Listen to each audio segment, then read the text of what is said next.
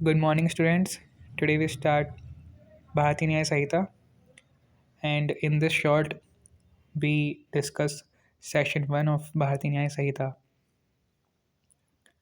In section 1, there is short title, commencement, and application, and in subclause section 1, subclause 1, this act may be called Bharati Nyaya Sahita 2023. इसका मतलब है कि subclause section उनका subclause 1 ही बताता है कि ये एक्ट भारतीय न्याय संहिता कहलाएगा. Come to second circular second.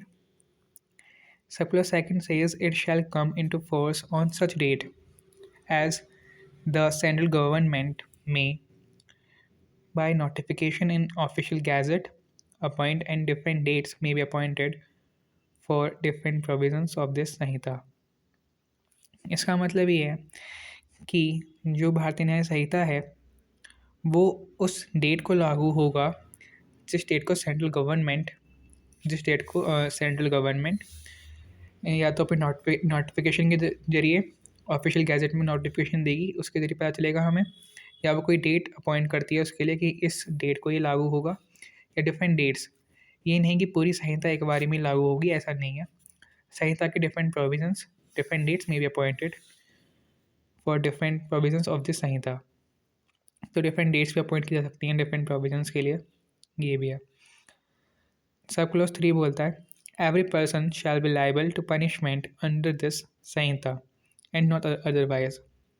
इसका मतलब है कि हर एक पर्सन इस संहिता के अंडर ही लाइबल होगा, कोई और चीज़ उसे लाइबल नहीं कर सकती, ये संहिता के अंडर ही लाइबल होगा. ये सब कह सकते हैं जुरिस्डिक्शन. जुरिस्डिक्शन बताता है कोर्ट का. ये इंटर टेरिटोरियल मतलब विद इन इंडिया.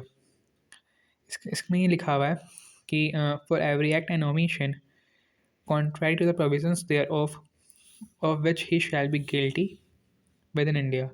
मतलब वो इंडिया में रहेगा. यार यहाँ पे एवरी पर्सन का जो मतलब है, जो एवरी पर्सन है इसका मतलब है सिटीज़न और फॉरेनर, कि कोई भी विद इन इंडिया कोई क्राइम करता है तो वो लायबल होगा इस संहिता के अकॉर्डिंग. इस संहिता में, किसी और में नहीं, संहिता में वो लायबल होगा. कोई क्राइम करता है, कोई भी एक्ट करता है, ओमिशन करता है जो कि इस प्रोविज़न जो कि इस संहिता के प्रोविज़न के खिलाफ हो, कॉन्ट्रैरी हो, of which he shall be guilty with in India, तो वो गिल्टी होगा. तो आपको पता ही होगा एक्ट और ओमिशन किसे कहते हैं.